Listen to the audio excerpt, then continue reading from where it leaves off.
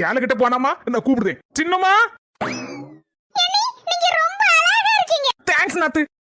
முதல்ல எந்த கல்யாணத்துக்கு போறோம்? அண்ணி வீட்டு சார்பா உள்ள கல்யாணத்துக்கா இல்ல நம்ம சொக்கார வீட்டு கல்யாணத்துக்கா? தங்கச்சி முதல்ல நம்ம சொக்கார வீட்டு கல்யாணத்துக்கு போயிட்டு அதுக்கப்புறம் தான் அண்ணி வீட்டு சொந்தக்காரங்க வீட்டு கல்யாணத்துக்கு போறோம். ஏங்க அப்படியா? ஆமா சின்ன பொண்ணு. ஒரு நிமிஷம் இப்ப வரேன். என்ன சின்ன கழுத்துல நடக்க நகையெல்லாம் எங்க? அதுக்கு இல்லங்க, எங்க சொந்தக்கார வீட்டு கல்யாணத்துக்கு முதல்ல போனா எல்லா நகையும் போட்டுட்டு போனா என்ன தெரியுமா நினைப்பாங்க? பரவாயில்ல மாப்பிள்ள பொண்ணு நல்லபடியா கண்ணு கலங்காம வச்சிருக்காரு, நல்ல நகையெல்லாம் வாங்கி எடுத்து கொடுத்து போட்டிருக்காரு அப்படின்னு சொல்லி சந்தோஷப்படுவாங்க.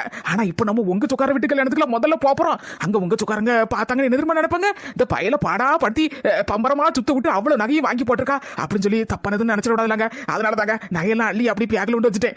போகும்போது கல்யாணத்துக்கு போகும்போது போடாண்டா, ரெண்டாவது எங்க சொக்கார வீட்டு கல்யாணத்துக்கு போகும்போது அப்படியே போட்டுட்டு போறேன். அதுவும் இல்லாம அவ்வளவு கவரி நகையை அள்ளி போட்டுக்கிட்டு உங்க வீட்டுக்காரங்கிட்ட பேச்சு வந்ததுக்கு என்னால முடியாதப்பா. என்ன நான் சொல்றது சரிதானே? நீங்க சொல்றது சரிதான் அண்ணி. இடத்துக்கு ஏத்த கோலம்.